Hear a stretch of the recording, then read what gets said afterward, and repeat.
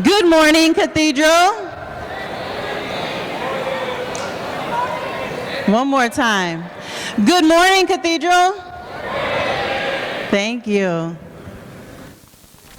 Good morning, Irish. My name is Amariya Forbes, and I'm a junior. And I'm Lola Scarsi, and I'm a senior. So as you know, we're now in part 2 of our morning assembly. I hope you all enjoyed the show choir and listening to your classmates perform and talk about those fierce women in history and all the trailblazing things that they have done. We are honored today to share the stage with a trailblazer here in our Indianapolis community, a woman who I've known my entire life, and she is going to share a little bit about her story. I am proud to introduce Miss Dorothy Pipes.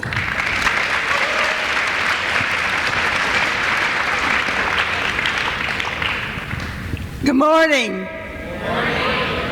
Good morning. Good morning. I'm Dorothy Pipes.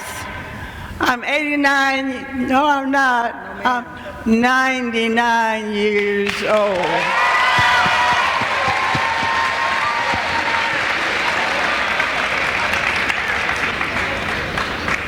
I've had a good life. Some days were good, some days were not good. I graduated from St. Agnes Academy in 1945. St. Agnes Academy was not good to me at all, but it's still my school. I didn't like it. They didn't like us. When I was attending St. Agnes, after the first graduation class, there was 2 black girls.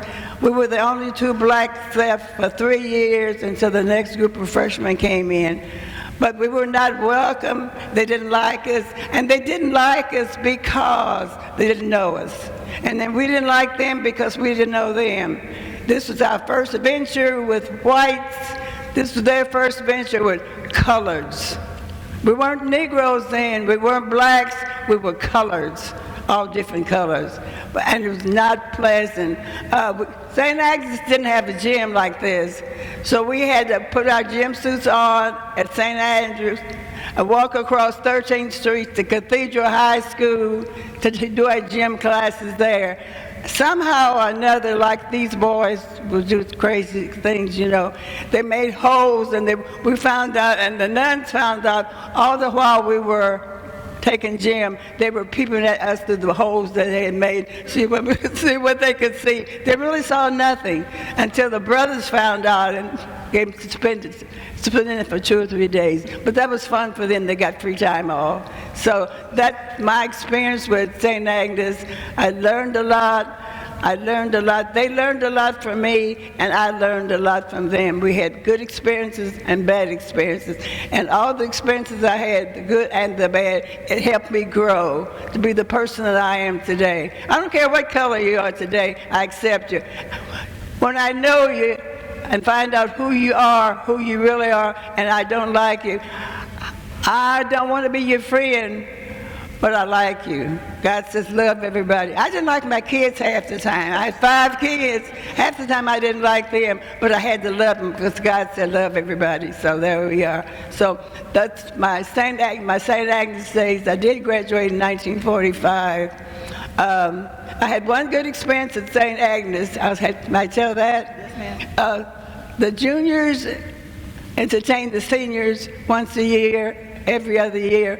The seniors entertain the juniors every other year. So when as a senior, it was the time for the juniors to entertain my senior class. My mom got me all dressed up, new coat, new shoes. Then I wore heels, new shoes. And I was on the committee to find a place to have the luncheon. And I kept telling them, don't go downtown because they won't let me in. They didn't say, oh, yes, they will. They'll let you in. You're with us. They'll let you in. Okay. The morning of the luncheon, I got all my clothes on. My dad sent me downtown to the Columbia Club in a cab. Because my dad never, a big never owned a car. He said, I don't need a car. God never had a car. How selfish of him. But I wanted a car. That's okay. I rode a bicycle.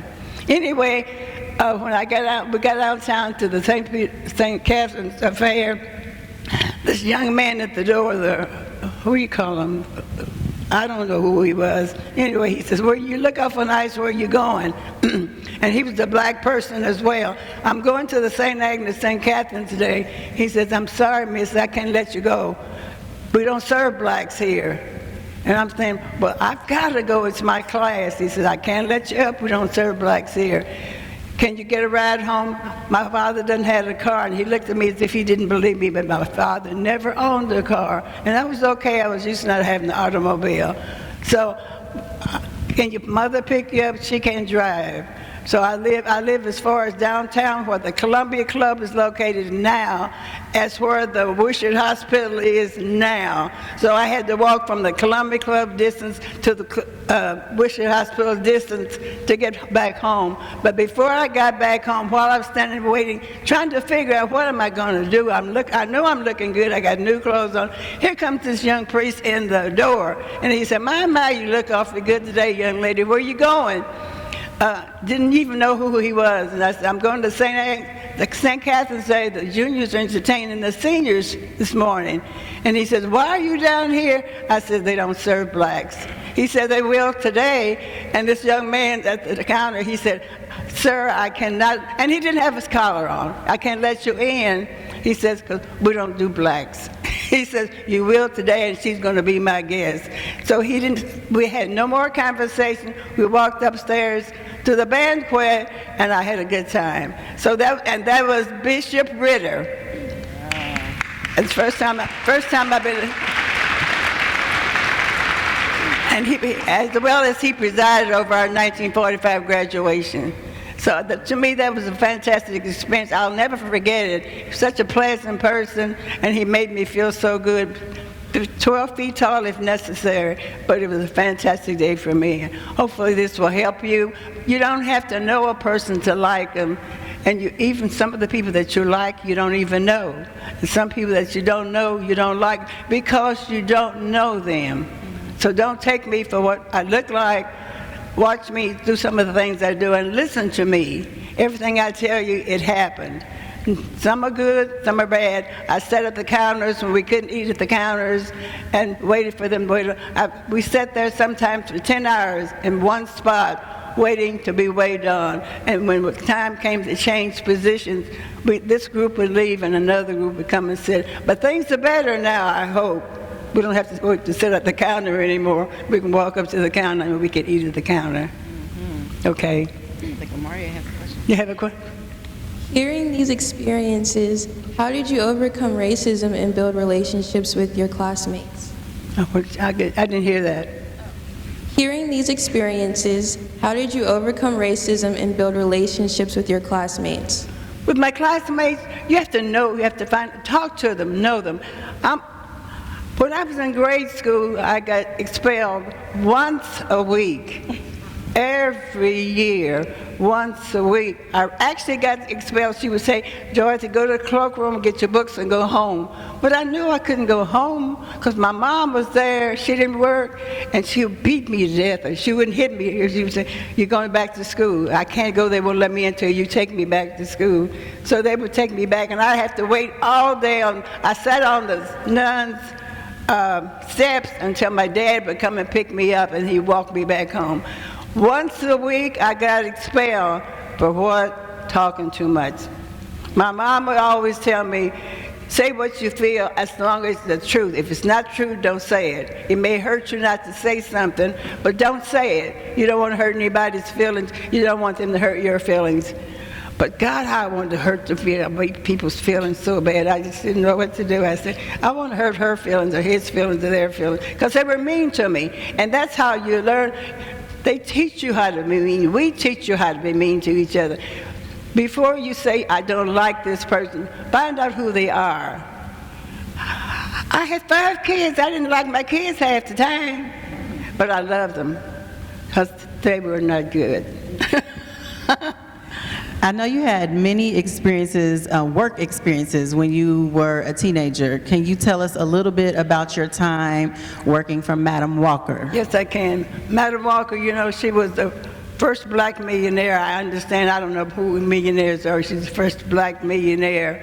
And there were 5 of us, my junior and senior year, part of my freshman, junior, and senior year, they let those people, the employees that had children, work, and they paid us $15 a week. Madam Walker, as you may not know, but she did hair products, facial products, and the only black building she had was the Madam Walker Foundation. My mom was, and another Miss Hogan, they were only the two people that had the secret for making the products, the hair products, the facial products, and whatever. So give us something to do. They hired the five of us, myself and Aaliyah Bundles. Aaliyah Bundles was Madam Walker's great-granddaughter. Cliff Ransom was Attorney Ransom's son. Mr. Ransom was Madam Walker's attorney. Louise Tyler, her dad worked for the company. That's all I think that I can read. The five of us, and we made our first assembly line. My mom would get up. My mom and the lady that had the secret for the hair grease, facial products, they would stop work at 3 o'clock and shut down everything, lock all the doors. We would have to leave for an hour, and that's when they made up the hair grower, the facial products, or whatever Madam Walker produced. And as a matter of Madam Walker shipped her hair products, facial products, all over the world, because during my senior year, I worked as a shipping clerk, and I could not believe the places that would request some of her products to come. I'd never met Madam Walker, but I felt like we were part of her family because she treated us so very well. We worked on an assembly line, a homemade assembly line. One person would foot pedal, drop the grease in the container, we slide it down to the next person. She would wipe off the can, slide it down to the next person. She'd do something to the can, slide it down to the next, until we packed it and shipped it for $15 a week. And on Sundays, I worked the Walker Coffee Pot. That was where our black elite went on Sundays. The wives didn't have to cook, and they would come to the coffee pot for dinner, as well as Buffalo soldiers were just come in from wherever it came from. They were posted at Camp Atterbury, and they didn't have places to go on Sundays. So somebody told her about the Madam Walker Coffee Pot. I worked from 12 o'clock to 11 o'clock at night there, and they would come here to eat. They got a steak, baked potato, a salad, a roll, and dessert for $5. So they told their other fellas about the place to come, and they all would come. So one Sunday, they were making too much noise, and my boss came and told them, he says, I know you don't have any place to go, and you're welcome to come here, but you got to act like gentlemen. These are young ladies. We only have two waitresses. I had one side, and this girl had another. I said, I'm going to take the side for the soldier, because I think they may have some money. They'll tip better. They paid us $2 for working from 11 o'clock until 11 o'clock. And that's when they took my first Social Security. I started paying Social Security. I got $2, and in my envelope would pay $1.98. They had taken 2 pennies off of Social Security. From then on, I'm working Social Security. So the soldiers, they not having any place to go, we let them stay there as long as they would be gentlemen and play the records. And I never went home less than 50 or 60, because they tipped well, because there's a place for sometimes they bought 2 dinners. They'd eat early, and they get another T-bone steak, another steak dinner. So that was all good. And that was part of I paid for my senior year from working at the Madam Walker Coffee Pot. You paid your own senior year? Yeah. You paid your own way? Yep. Oh, okay. We had to use our monies for something good, and that was something good. Okay. Transitioning now, what advice would you give people, especially young women who are trying to be trailblazers in their own time? I changed jobs quite a few times after leaving the college. Most people stay there until they retire. I worked for AT&T 30 years.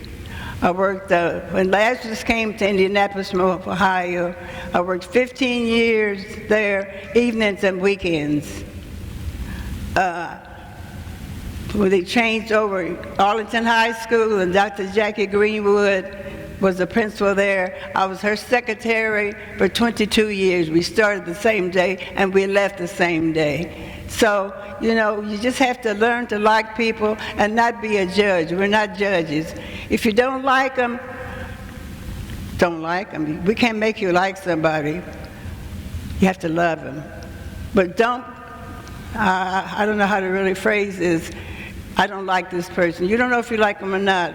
God doesn't pay you to like them. You have to love them. So that's how you make out. You just have to learn to deal with people and accept who they are so they can accept who you are. They probably have the same feelings about you as you might have about them. Just accept that as you can, as best as you can. Following off of that, how did education shape the opportunities you had or didn't have throughout your life? I didn't understand you. I'm sorry. How did education shape the opportunities you had or didn't have throughout your life? It helped me with my education and well, I started at Western Electric. I was looking for a job, and it just happened when I went to put in an application at Western Electric in '55. It was one of my classmates, and she was the greeter there, and we hadn't seen each other for a long time. She said, what you doing? Nothing, just a housewife maybe, going to school part-time. Putting an application in, and I had really taken another lady out to get a job. They called me in 2 days. I know she put my name in the pot, and that's real good. That's how you like to know people, you know. And they called me in 2 days, and so I started working at Western Electric in 1955 in the office. I was a token black. Every place you go, you have a token black. I was a token black at Lazarus and Casters, and I was a token black for this area. And that's okay too, but I got paid for it, okay?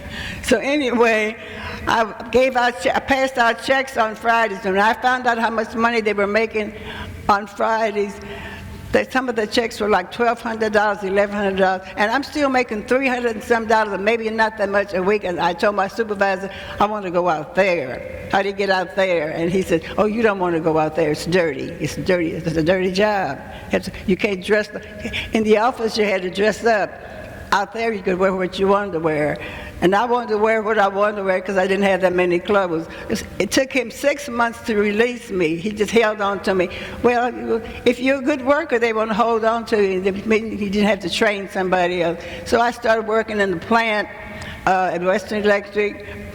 Not passing out checks anymore. I could wear my jeans and my old clothes and make money. Because I had 5 kids to pay tuition for, 5 kids to send to college if they wanted to go to college. And that's how I made my money at Western Electric. And I retired from Western Electric with 30 years in 1985. After that, I went to Arlington High School. I met Dr. Greenwood. She and I are still friends. I was one of her secretaries for 22 years. As a matter of fact, she didn't like going to meetings, and she called me, would you go to this meeting for me? And I said, I can't do that. The other principals don't like it. Principals don't like you to come and interfere in the other school business. I said, I can't do that, Jackie. They won't let me do what I tell you. So I went to the first meeting, and Dr. White was superintendent of public schools, and he said, Miss Pipes, where's Jackie? I introduced myself, and I said, I'm here for Jackie, but she'll be here. And he said, no, she won't. So the next time there was a principal's meeting, she sent me back. I said, Jackie, I can't go back down there. Dr. White's going to be there. He says, where's Jackie? I said, she'll be here. He said, no, she won't. And most of the principals didn't like me. They didn't speak to me. They felt that I was interfering. That's why they didn't like me, because they didn't know me. And after a while, we got to know each other, and I didn't care what they did. I wanted to be their friend. So we were friends for years and years. And there's some of them, those who are still alive, not too many, are still my friends. So that's how you just learn to like people for what they are, not for what somebody tells you about them.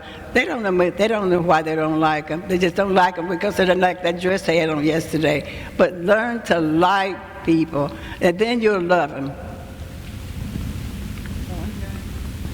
I have a question for you. So you've lived through a lot. As we look at young people and how they use their voices, you were very outspoken, still outspoken today in speaking the truth. How would you advise young people to find their voices and to speak up for matters that are important to them? If it's important to you, if you believe in something that you're saying, just say it. They don't have to like it the first time they hear it, and they may not like you for having said it. But when they find out that some of the things that you said about whatever you're talking about, for whatever reason that they didn't like you, you become friends. Over the years, I can name so many folk that I started out not liking. Even when I found out something about them, could talk to them, and we could talk the same way, we liked each other. You just have to learn people. You just can't say, I don't like this person because I didn't like that dress she had on yesterday. I don't like the makeup she wears. That's not important. The important thing is learn the person. Let them learn you, and you'll feel better about it. What role has your Catholic faith played in your education as well as shaping your values as a person? Well, it's played a great role. We're all Catholics. All my grandkids are Catholics as far as I know. I belong to St. Andrew Parish at 38th and Forest Manor. I worked for the St. Vincent de Paul for 25 years, helping feed the poor, helping clothe the poor. I really, truly enjoy that. That's really my field, helping others. Because there was one day when my family couldn't buy me new shoes, a new dress or whatever. When I found out that I could help somebody and make them feel as good as I did. And the most important thing we would do at St. Andrews was feed people at Christmas and Thanksgiving. We started out with 10 bags, the whole dinner. We gave turkey. At Thanksgiving, at Christmas, we gave a ham. We gave them the whole dinner. All they had to do was take it home and cook it. So you felt good. You know, when you're eating your Thanksgiving dinner or your Christmas dinner, somebody else is eating a dinner as well as you. We end up, now we do 50 to 75 families, the whole family, every year, every holiday that we can.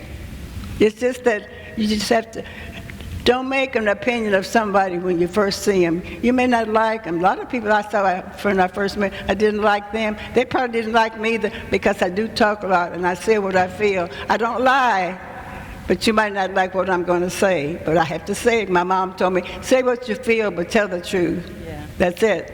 Yeah. Well, ladies and gentlemen, can we please thank Ms. Dorothy Pipes for coming to Cathedral today?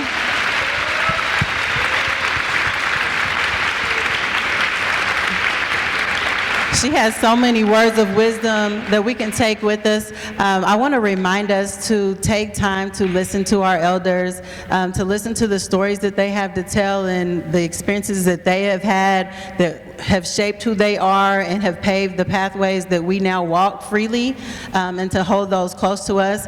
As we do here at Cathedral, we want to stand and bless Ms. Pipes before she leaves. So if you would please. Am I supposed to stand? No, You stay there. I don't sing, so somebody gonna have to sing. Come on, Lola. May the peace of the Lord be with you, with your friends and your family too. Let it be, let it grow, and everywhere you go, may the peace of the Lord follow you. Thank you. Thank you.